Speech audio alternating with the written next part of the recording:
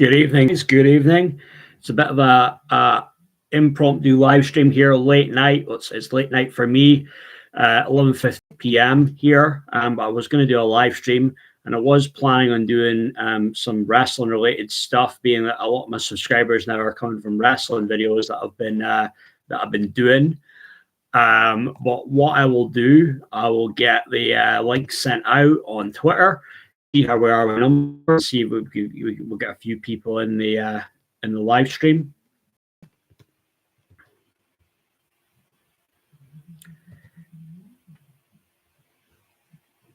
Be coming up to SmackDown in an hour. I don't watch SmackDown much these days.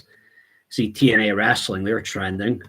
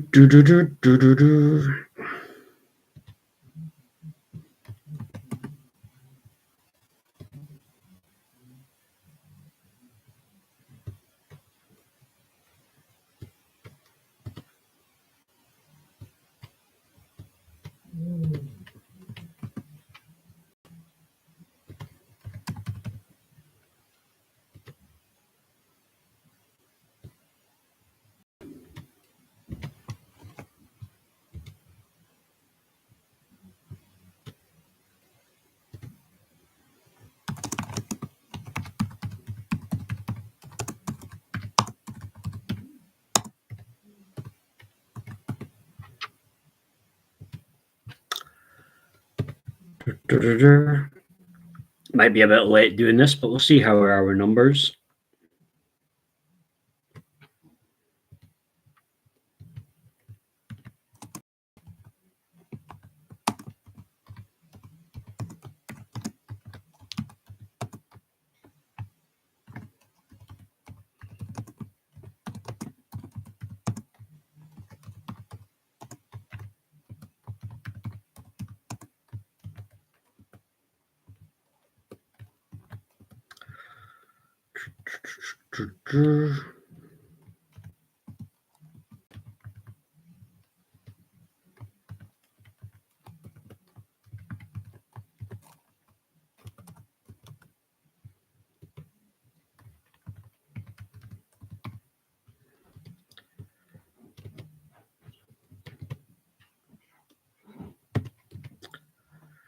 Okay, that's just me got the link sent out now, so let's see how we'll be for numbers. But yes, so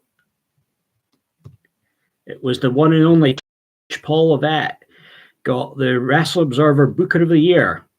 So he according to them, he damn sure knows how to book, brother. But I'll wait how we are with numbers, and I'll get more into this. But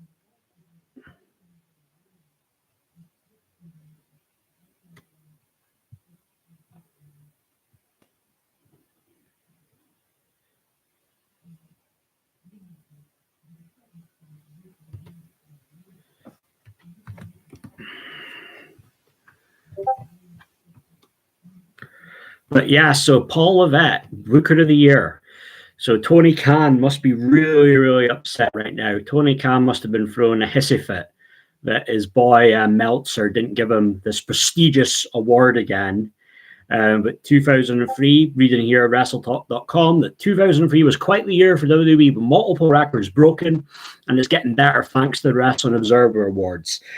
WWE was on a roll throughout 2023, so they say, with a plethora of shows and the formation of TKO, but it's been a while since they've been the recipient of the Pro Wrestling Observer Promotion of the Year. So yes, they won the Promotion of the Year as well, because they haven't won the Promotion of the Year, believe it or not, since 2000. That's quite some time. I mean, and don't get me wrong, 2000 was a solid year, and some might say that was the last solid year that WWF had. That was like peak, time of the Attitude Era. But I still think WWE have had some all right years, but then this whole thing, because they give it to Pride Fighting Championship, all this stuff with martial arts, kickboxing, what have you. So it's this whole thing. It's kind of the mark in Meltzer and Wrestling Observer, like this is like a legitimate sport, but ultimately in the end, it's sports entertainment. But so WWE, they received Promotion of the Year. Booker of the Year went to Triple H, but the Promoter of the Year went to Mr. Nick Khan. Tony Khan, he was in second. He's been Booker of the Year for the past 3 years, and with their whole Wrestling Observer things, they'll have their photo shoots they'll do at the arenas in AEW. They're very proud of those awards that they get. And WWE, people in WWE, they couldn't give a shit, but yeah, so all the stuff with the bullshit Promotion of the Year, Book of the Year, it's like, who cares? But WWE had been Promotion of the Year in 1999-2000, as you'd think they would be when it was the peak of the Attitude Era. And Pride Fighting Championship took the award in 2001, 2002, 2003. You had 2004, Pro Wrestling Noah got it. It's like, what? And then they lost it to UFC in 2006, which I'm not going to dispute that. And then UFC would claim the title every year until 2011, and then New Japan Pro Wrestling, because that's so amazing with all the psychology and storylines. They would hold it until 2019. 2020 would see All Elite Wrestling take Promoter of the Year, holding on to it for 2021 and 2022. I'm just reading here about Eric Bischoff. Supposedly he's been critical of Tony Khan being chosen as Booker of the Year. I don't think he's so much it. I think he's just critical of Eric Bischoff is very critical of Tony Khan in general. They've had a bit of a spat. I think that goes back ever since to when Tony Khan was saying that he was much better than what's his face, Ted Turner, because unlike Ted Turner, Tony Khan was booking the show, and then that really pissed off. Eric Bischoff, he was pissed. He was proper pissed with that. But it's like, hey, whatever, man. But but the WWE fanboys, they'll be loving this. That, the Lord and Savior Triple H has become Booker of the Year. But it's like, come on, man. I mean, Triple H is probably I feel, probably old school in his ways. He's probably more wrestling than entertainment. That's just my perception, how I see it. I could be a bit wrong, but he's probably more the old school type angles that he goes for. But I've never really been a Triple H guy, though, but I don't really, Tony Khan takes this shit too seriously when it comes to giving Meltzer and all these other people, the type people like that, all this credibility, because it's like, come on, it's like, at the end of the day, he's a journalist, he's a writer, Meltzer. He doesn't know what works, what draws. He's just a guy with a big following, with his, his own opinion. Ultimately, that's what Meltzer has, Again, WWE, I mean, they probably should have won Promotion there over a good few more years, but again, I don't know all the exact voting criteria that goes into all this stuff with the awards and how it's selected. It's like a vote thing or something. Is that how it works? But yeah, Triple H though, Booker of the Year. I just wonder though, with all the controversy that WWE had, would they have, but then I suppose it's not like Vince getting the Promoter of the Year award, right? After all the stuff, And yeah, Nick Khan, though. Nick Khan is up on a pedestal. He's been doing all these great deals for WWE. He's also now got his childhood in The Rock. I'm sure he played a part in making sure The Rock came on the board, the TKO board. Getting 30 million in stock options, top man, eh?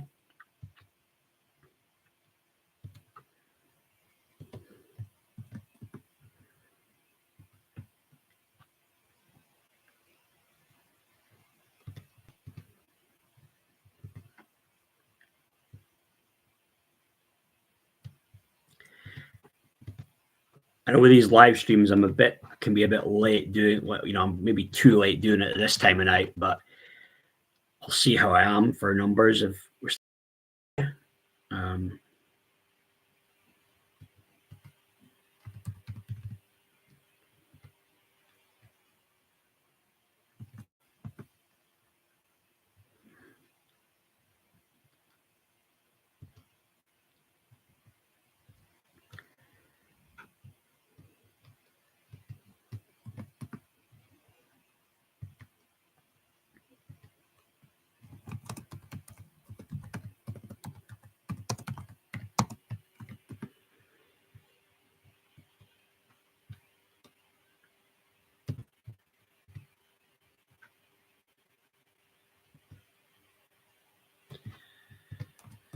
looking to see what's been going on in the wrestling world. Of course, we've got the Elimination Chamber pay-per-view coming up. That's a big event in Perth, Australia, getting a crowd of 60,000 people. It's good to see that they're branching outside of America and Canada with these shows like they had Money in the Bank in London last year. It's good they're doing that. Good other parts of the world get to see that and have that big experience,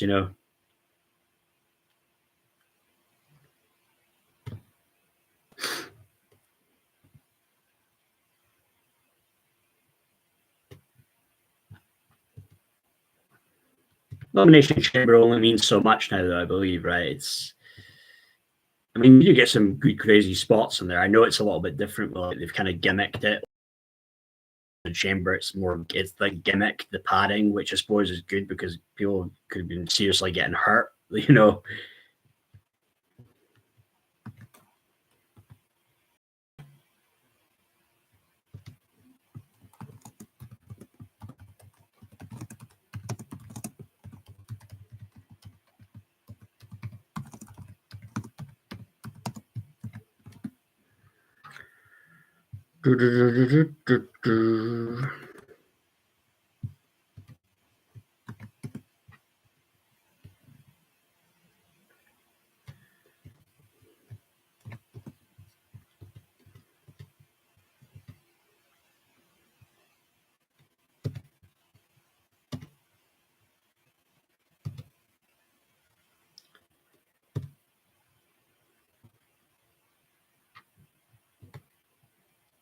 It'll be SmackDown in about 50 something minutes.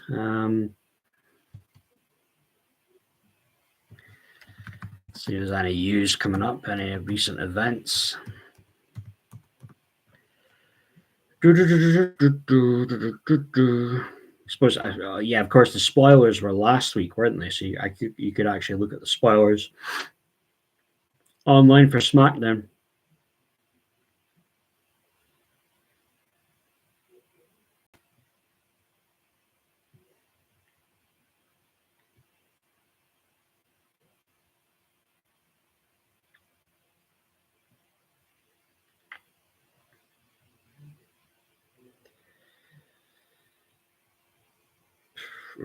Rock next Saturday. Will that get a popper rating, having The Rock on, announcing that for next Saturday? The great one.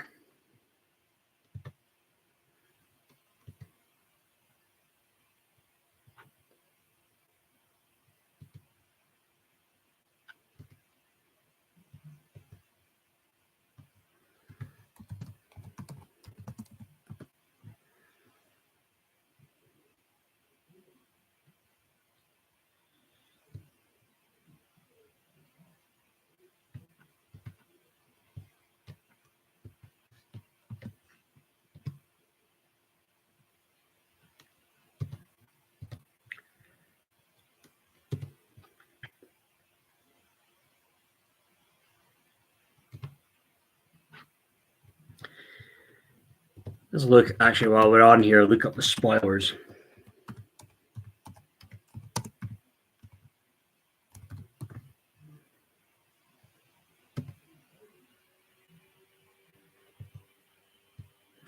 WWE trying to get Cena for 40. There'll be a segment. Will it be a match?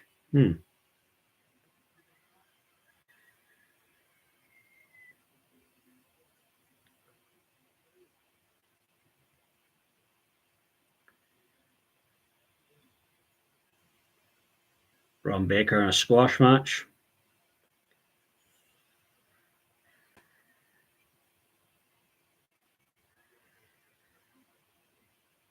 Street Profits and the Offers of Pain. Scarlett, Karen Cross.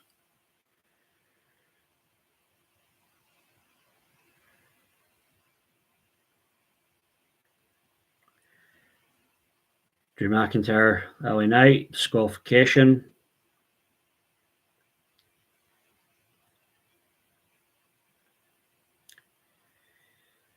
End of the show, RKO out of nowhere. You got Braun Breaker, Rick Steiner's son. He's on the main roster now. So he's going to be a future big star. He's going to be somebody. Yeah. It's crazy though, all that anti-trans comments that Rick Steiner made, you know. Everybody was wondering that if his nephew, but then ended up being the dad, Rick Rick Steiner, saying all that crazy shit. It's like, yay.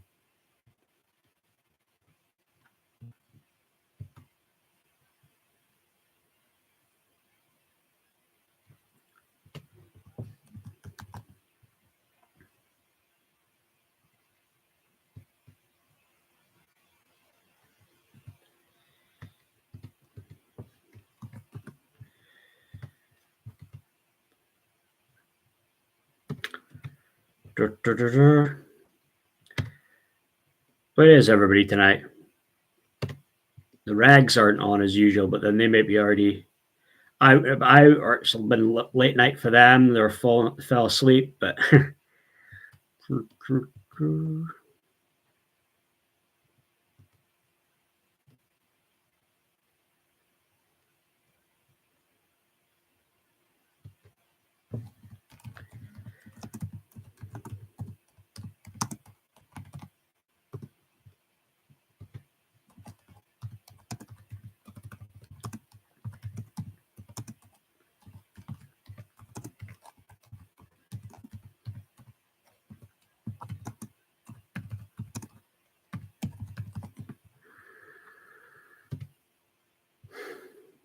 I just said to somebody, Rock versus Roman would have been a much better match than, to me personally.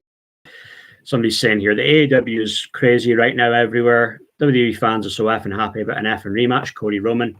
Yeah, I don't get that either, man. Well, I mean, in some respects, I do get it, because this was really a match that people wanted. You're talking last year or 2 years ago. And in some ways, it felt a little anticlimactic, like 2 years ago with Brock and Roman at WrestleMania. And then even last year with the Cody Roman match. So I understand in maybe in some ways, but then people are just, there's a lot of marks for Cody out there as well. That's part of it. Evening, Lanny. Hey, how you doing, mate? Good to see you, Lanny. I thought I would do with a live stream a wrestling related topic, since I've been getting a lot of views and new subscribers with my wrestling videos, you know. So I thought I would try something a little different.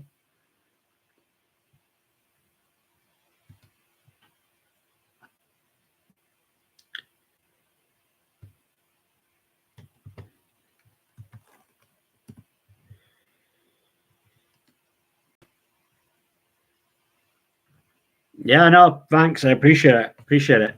It's just something that's consistent, that works, you know what I mean? But yeah, this whole thing about the title, Lanny, it's WWE haven't won promotion of the year, right? It's this guy that it has a name as being a top wrestling just, and they haven't won promotion of the year in 23 years now. You're going back to 2000 from the Attitude Era, you know what I mean? That was the last time that WWE won promotion of the year, in 2000, which was a really good year.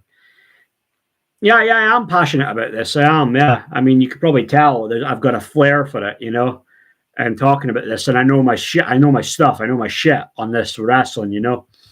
So that's why I thought, why not stick to it? You know what I mean? But yeah, it's one way that it can help the channel grow. You know what I mean?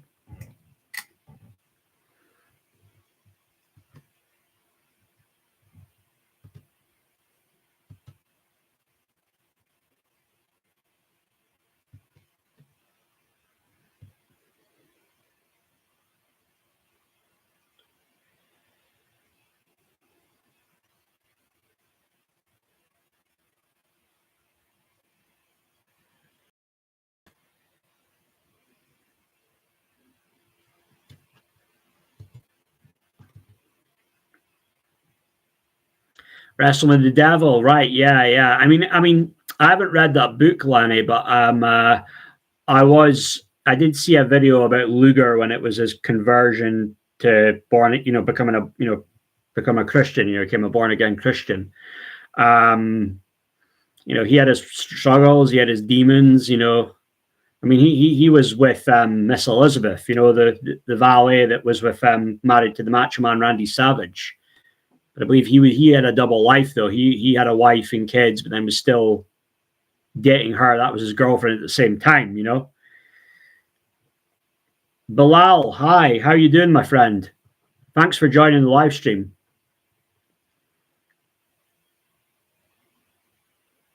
I haven't read Bret Hart's book. I had one of Mick Foley's books, Lanny. I've read Eric Bischoff's book and I've read Stone Cold's book. They're okay-ish. Good stuff, Bilal. Yeah, thanks for joining. So what's your thoughts then? Do you think it's probably well-deserved Triple H got Booker of the Year over Tony Khan, Bilal? Tony Khan can't be too happy about this, right?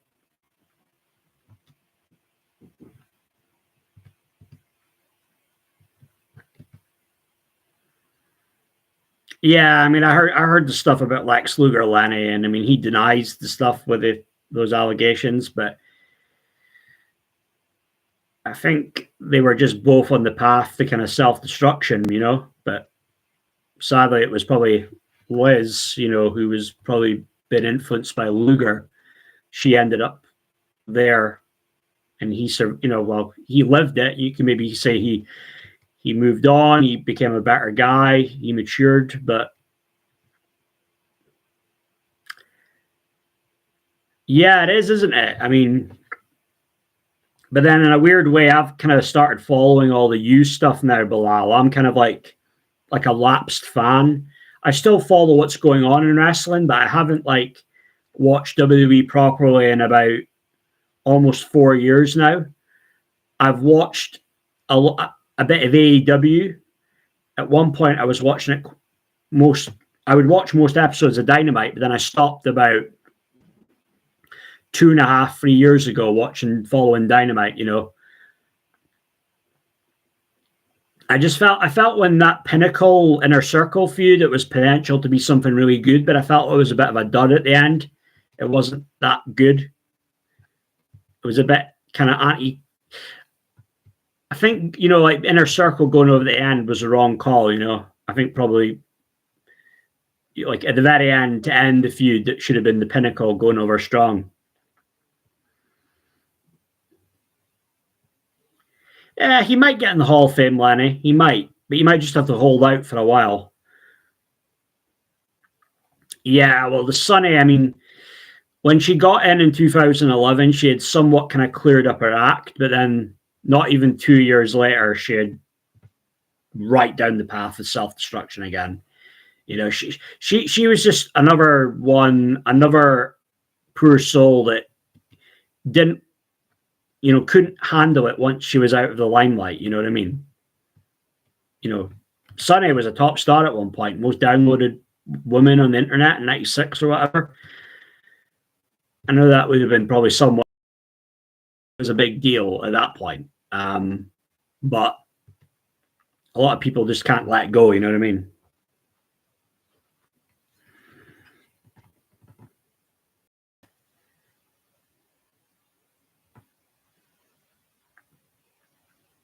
Yeah, I mean, the stuff with that Bilal with Velveteen Dream, I mean, there's been no criminal charges brought against him, right? So, I mean, I don't know how, are some of these allegations true or some of them not true?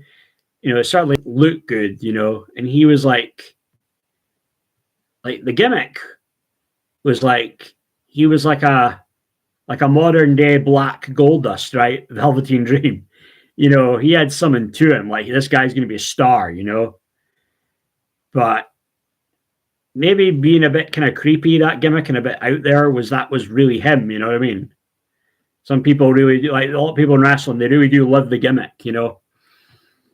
Ric Flair lived the gimmick. You know what I mean? Goldust mixed with Prince. I like that, Bilal. Yeah. Yeah, Sunny. I mean, Sunny probably she peaked in about 96, Lanny, and then Sable started to surpass her. And I think probably there was some jealousy there that Sunny had towards Sable, you know, because Sable was arguably one of the most over people in the company in '98, right? And I think that pissed off a lot of the guys, you know, from stories you hear. The top guys were a bit, they didn't like that.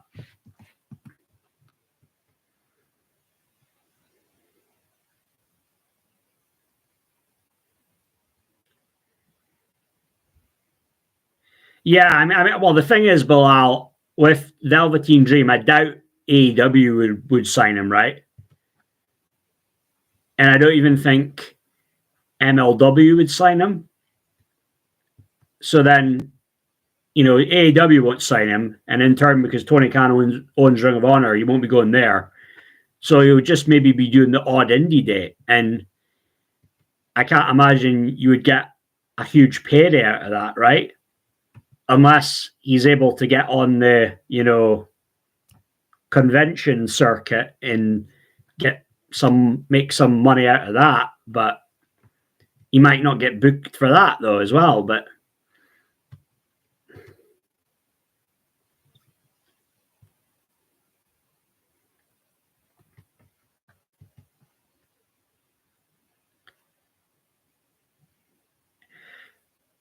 yeah, well, I mean, Lenny, I don't know if you remember Lenny, but do you remember the wrestler in the 70s called Adrian Street, that gimmick? That kind of flamboyant gimmick. I think Goldust kind of stole from that, but then there was a wrestler in the 80s called Adrian Adonis who stole from Adrian Street, and it was a blatant rip-off of the color of the hair, you know, putting the lipstick on. Adrian Street was a Welsh guy. Yeah, no worries. Yeah, MLW. Yeah, again, I don't know. I mean, they signed Teddy Hart, didn't they, Bilal? And you know, he's had a lot of problems over the years, so maybe they'd sign Velveteen Dream. You never know. I mean, do they have some money though? Have they got backers like money men, Bilal? Or are they just another kind of glorified indie fed with TV?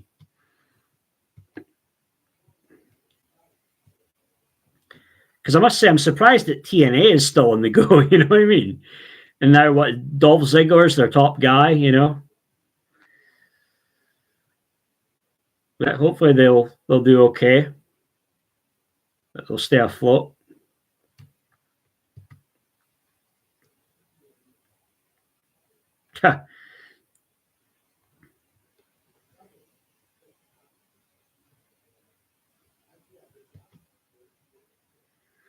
Yeah, I think there'll always be a bit of a carny vibe to Atlanta. There's a bit of an under kind of class. I mean, I went to like old indie shows here in Scotland, and there was that kind of seedy. It was just like there's a sense of sophistication when you go to a WWE show, but when you go to these indie shows, you kind of see the lowest of the low, and even the wrestlers are quite odd, weird characters too.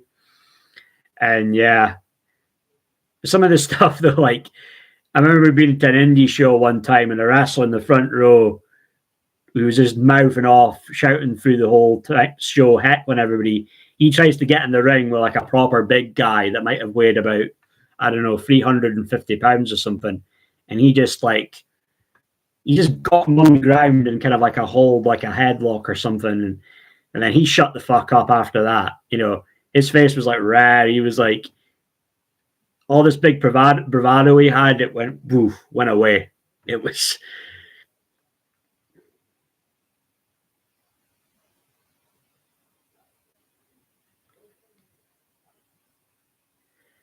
Right, yeah, but I don't know if that company Dynasty Wrestling would have paid him all that much though, Bilal. That's the thing, eh? But I'm reading something here, guys. I don't know if you'll remember this wrestler. This guy says here he went to see Undertaker's show last night. Triple H made a special cameo, which was cool. Should go if you have the channel. Taker answered the top 5 worst people he's worked to. Any guesses? I'll tell you this much. Nathan Jones made the list. He was the shits, Undertaker said. Yeah, what the hell happened to Nathan Jones? It was like that storyline out of nowhere. Nathan Jones was going to be in the tag match with Undertaker to wrestle Big Show in the A-Train, and he never... I guess because he was so horrible, they had to pull him from the show. I know the angle was he got injured before the match, but then he came out later at the end and kicked the Big Show and helped out and, would take her getting the win. But I don't know, Nathan Jones he wasn't around for that long. I remember, what was it, him and Matt Morgan were a tag team, or... No, Samoa Joe, he's still around, Lanny. He's the AEW heavyweight champion, No, you're not a snob at all, Lanny. I'm a wrestling fan too, but there's definitely a carny vibe to it. I know. Once you're hooked on wrestling, you're hooked. You know what I mean? I was 9.5 years old and I was hooked, when I was started watching WWF Raw in 2000, just after the Fully Loaded pay-per-view. Yeah, he's doing films, Bilal. Yeah, because he's he did that film The Condemned with Stone Cold, Vinnie Jones.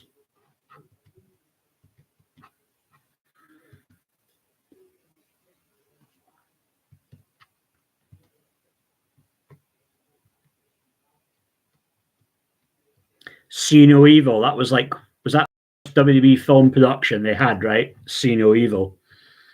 A lot of these WWE films, they do shit in the cinema, right? It's like straight to DVD, yeah. But yeah, British Bulldog. I mean, remember when you're at primary school, Annie, and you play that game, British Bulldogs, which I think they banned that now from primary schools. You're playing British Bulldogs. So I'd heard that term before, British Bulldogs, and you hear about the wrestler, the British Bulldog, and it just sounds right, to have that name. But I saw British Bulldog. It was like the older British Bulldog with the short hair and the jeans. I didn't see the one with the long hair, the braids. Him and Bret Hart, though, Intercontinental title, SummerSlam 92. That went down as a great wrestling match.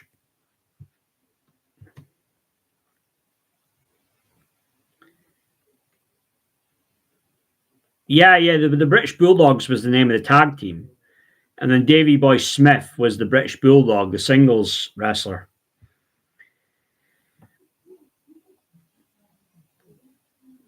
Dynamite Kid, Lanny. You got it the wrong way around. Yeah, Bilal. I mean, I know, I don't follow all the WWE films, but was Wade Barrett not in a very good film at one point? WWE film. I don't know if you know the one I'm talking about. Yeah, Tom Billington, that was the one. Yeah, he was a bit of a bully and a bad guy, though. Stories about him, gee.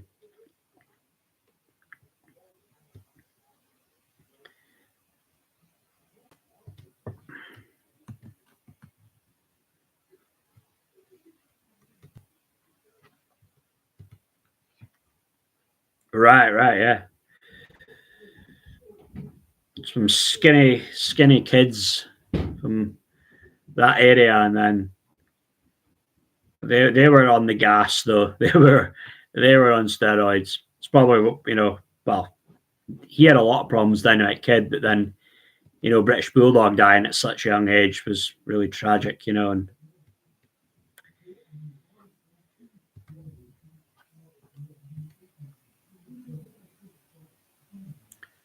yeah, Wade Barrett, yeah. He's a guy that maybe could have done more, that could have maybe, been the the WWE champion. They just botched that feud that they did with Wade Barrett and John Cena when it was the Nexus. The core, Bilal. We can't forget the core, right? It was just a bit unfortunate with the Nexus, wasn't it? It was like you had the guy Skip Sheffield getting injured, but then they decided to get rid of the guys, Darren Young, Michael Tarver. I don't know if it was getting rid of Tarver was because he had some heat with John Cena, or John Cena had something against him. I don't know, and then it became totally different when CM Punk came, right? Then it was a new group of guys, wasn't it, all together? I think the only original guy was Otunga, wasn't it? David Otunga, when Punk came in. And I don't think Punk was a fan of this at all, was he? This whole U-Nexus thing, you know?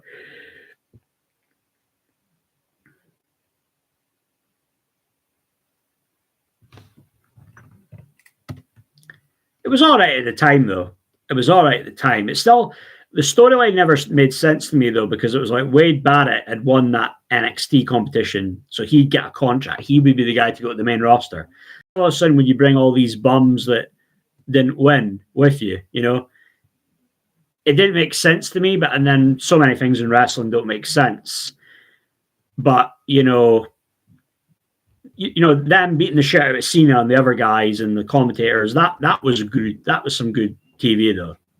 Some good shit, as Vince McMahon would say.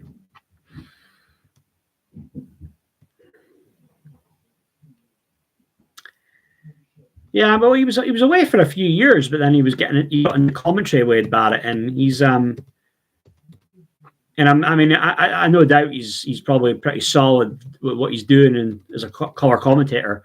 From what I've heard, and I haven't heard a lot, but he seems pretty decent, to be fair.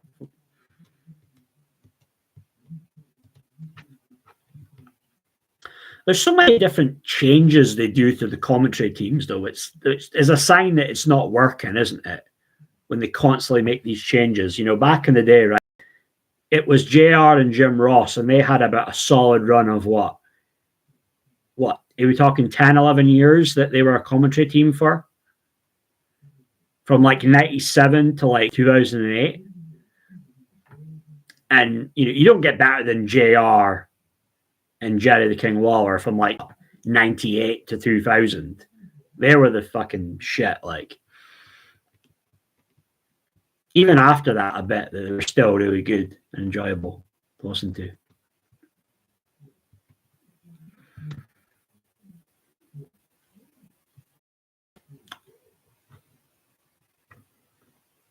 Yeah, I think I'd seen a clip of our trailer. I think it was Dead Man Down or one of the I Am Vengeance ones, I think.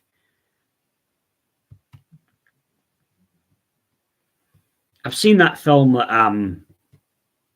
one of the ones that Triple H was in. He was like an ex-convict, and he was kind of getting lured back in by his old convict friends or something. Does that ring a bell?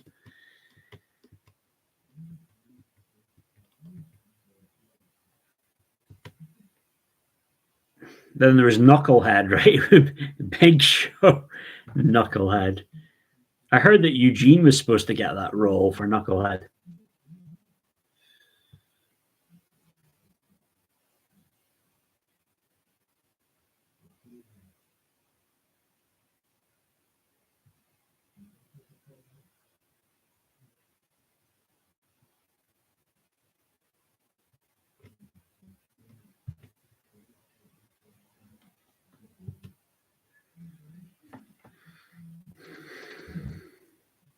Rob Van Dam. I think he did that line, pick a hand. Have you heard about that pick a hand story, Lenny?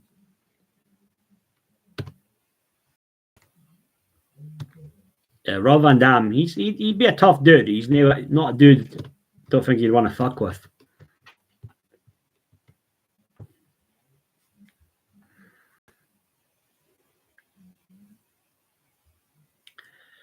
Yeah, I've been getting to that stuff on my channel, Bilal. I don't know if have you seen any of the videos I've done on it? But yeah, it's getting quite. I mean, I think it was the other day. It was the old wrestler Paul Roma. He claimed that there's a story out there with McMahon from like the 80s or something, and he said that it's worse than the Janelle Grant story. So if there's something out there that's worse than the Janelle Grant story, how bad are we talking? You know, it's like, gee. Yeah, the pick a hand story was that there was an issue that he had there with Taz. There was some heat there with Taz, the wrestler in ECW. And he approached Taz and he said, Taz, pick a hand. And he stuck his hands out, pick a hand. And Taz is like, huh? And RVD just goes, boof, slaps him. that's like wrestling. I don't know what you call that, wrestling infamy or something. But that whole pick a hand thing is taking on a life of its own. Yeah, I was a bit unsure about what was the purpose of Paul Roma going on the show? Was it just to get his name out there, or is it just because he actually wants change? Because it didn't sound like to me he was like all that empathetic towards the victims. He's like telling the story of like, oh well, so and so this happened to my partner, but then he went and blabbed to the office, and that mucked up the push for both of us. It was like, but that mindset would have been still part of the reason as to how as to what the problem, what that issue was back then, of all that stuff was going on with Pat Patterson, and it was these guys that if you want to push, you want to get up the card, making more money, well, you've got to do this with me, you know.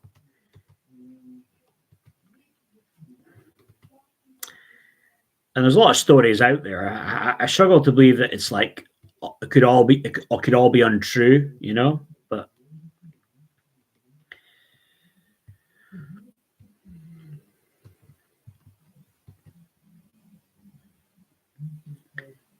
did you follow WWE right now though? Do you, Bilal? You've been following the lead up to the Elimination Chamber show.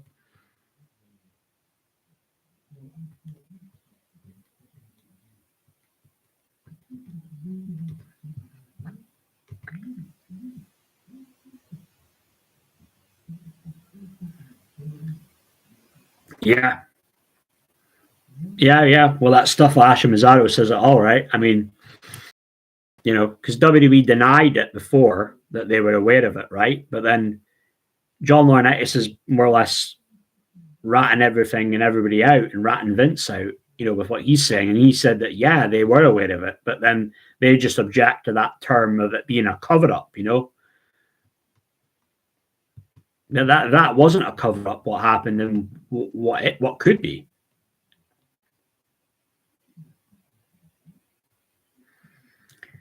Yeah, I just wonder will it become like almost like a Crispin Law thing with it with McMahon Bilal. But um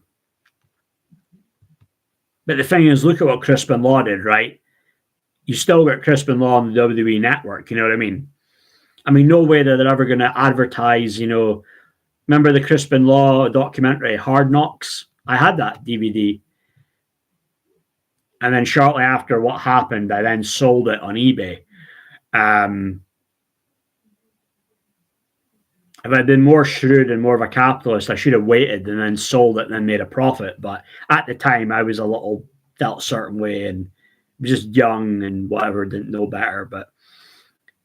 And that a lot of the back of my head about how I felt about that. But yeah, you can try and you can still appreciate the art overall, Lenny. You know what I mean? But it'll be hard for them to totally remove everything from Chris. You know what I mean? From Vince McMahon or from everything that was there. It would be one of those things they wouldn't go out of their way to talk about him, but I don't think they would just wipe everything from, everything that he was involved in from the network. You're talking from like there was a period from like 97 to 99 where he was on every episode of Raw every week. And I don't think all of a sudden they would wipe everything from the network. If they didn't do that with Crispin Law, I don't think they would do that with Vince McMahon. But people are deluded about that whole Crispin Law thing, Bilal. There's no way that Crispin Law is going to go in the Hall of Fame. There's no way.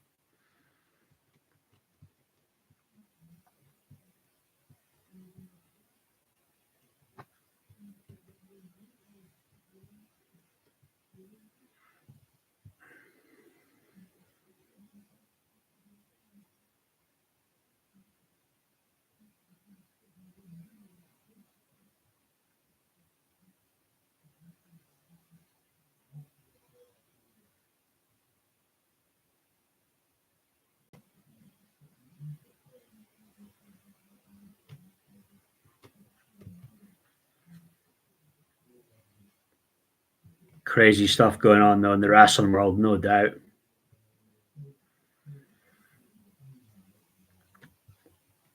I just wonder, you know, like the people who aren't wrestling fans who snigger at wrestling, who don't think it's real. You know, like with all this stuff with Vince McMahon, I bet you some people think to themselves, "Line, is this actually real?" I bet you there's actually people that say that maybe kind of think that. I don't know, guys, what you know from people that you know who are looking in who aren't fans of wrestling, what they think, but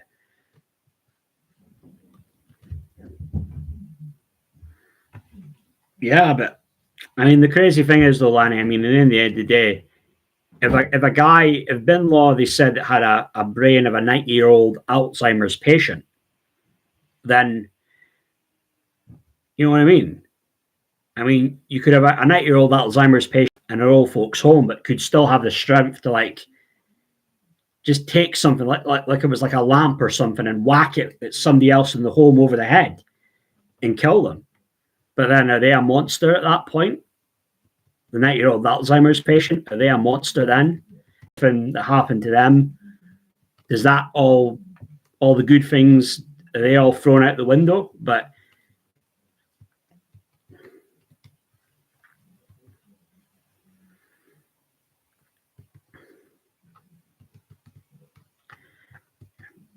I think just a heartbreaking thing for me, you know, I mean, obviously it was terrible what happened, doing that to the wife and the kid, but it's even more fucked up when he's doing it to a 7-year-old son, though, you know, just, it's like, gee.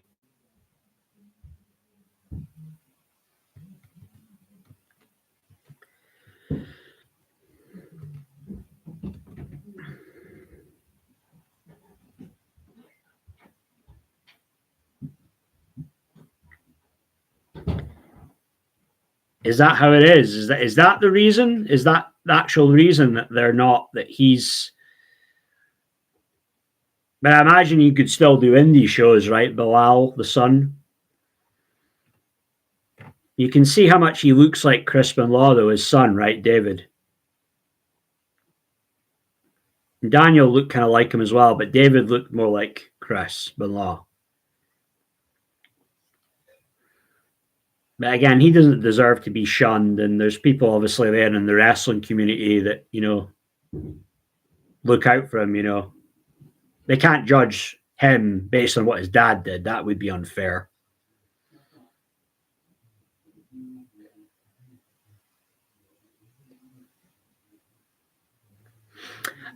Yeah, well, I think it's one of those things. Is he not spoke about that before and stuff like why he wouldn't get signed to the WWE, Bilal? I think is he not spoke about that? I think it was not on Jericho's podcast, Talk is Jericho.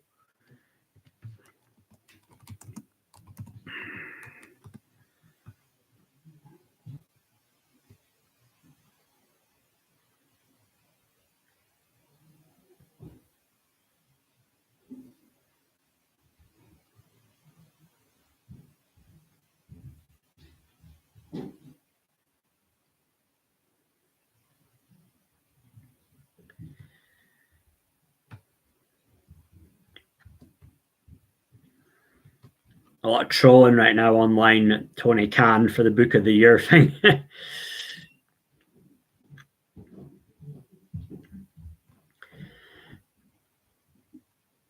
Tony Khan, though, some of the tangents that he goes on and then trying to rip into Jinder Mahal and that, and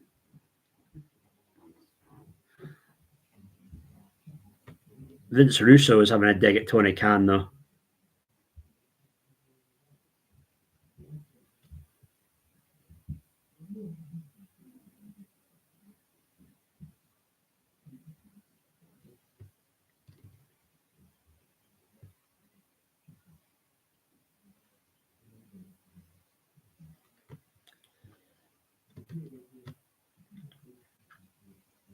What's your thoughts on Vince Russo, Bilal? Are you a Vince Russo guy?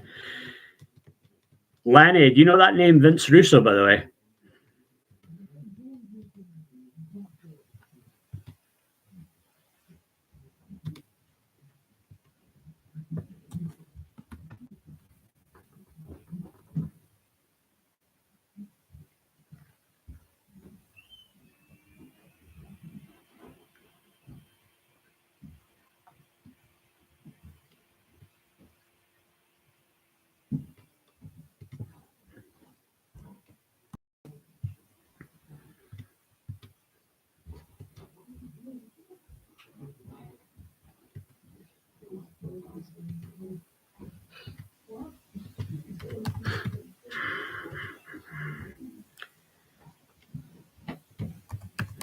Y'all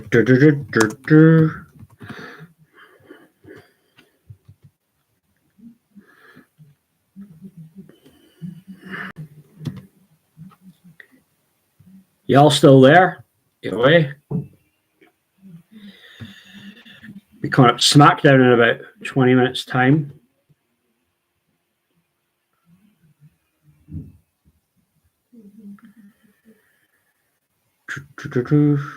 A lot of the wrestlers doing sightseeing in Australia.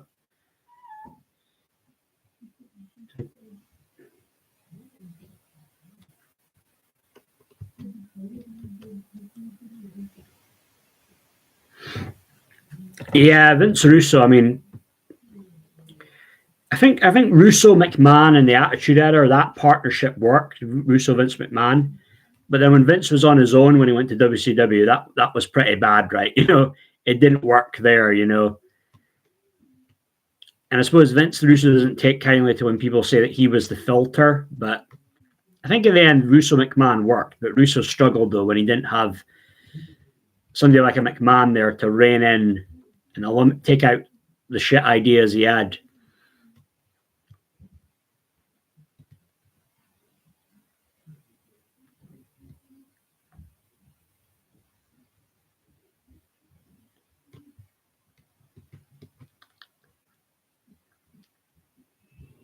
Yeah, man.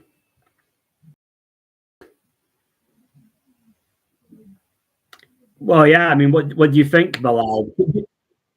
Do you see Cody winning the belt? Is he going to end the reign, the 3.5 year reign?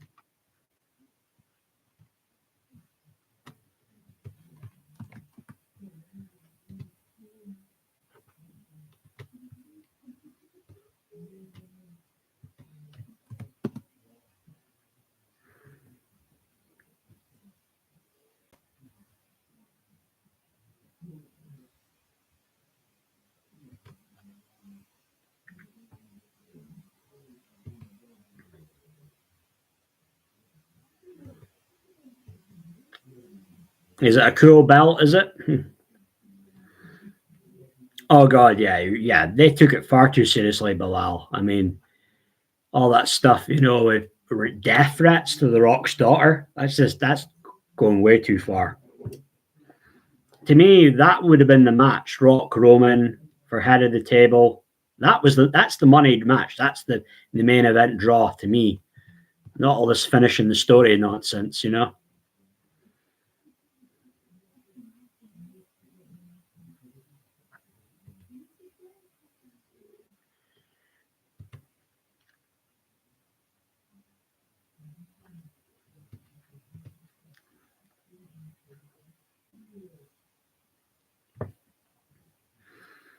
Yeah, but I mean, there was a lot of stuff going on at the same time, though, Bilal. There was the whole CM Punk getting injured, and Seth can't compete until Mania time now. So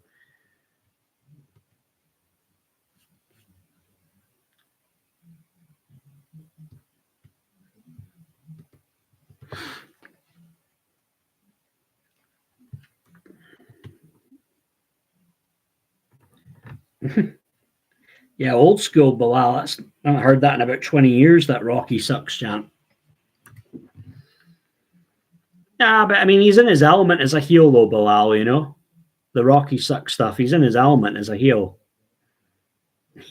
since '96. I know it was weird because I first came across Rock when he was a babyface. But then I'd play those old wrestling games like from the Sega Mega or the Nintendo or whatever. And then there would be those Rocky sucks chants. And as a kid, you see the Rock's a good guy, but then you hear Rocky sucks when it's the old Rocky Maivia character. And it's like, why are they saying Rocky sucks? He's a good guy, when you're a kid. But yeah, he's better as a heel, though. Better heel than he is a babyface.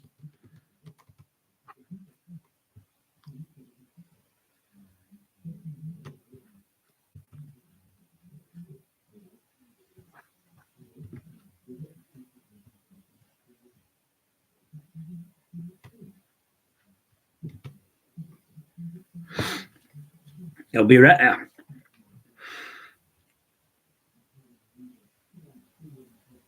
Yeah, I mean, but he was a heel a few different times. You know what I mean? When he was with the Nation of Domination, when he joined the corporation, you know.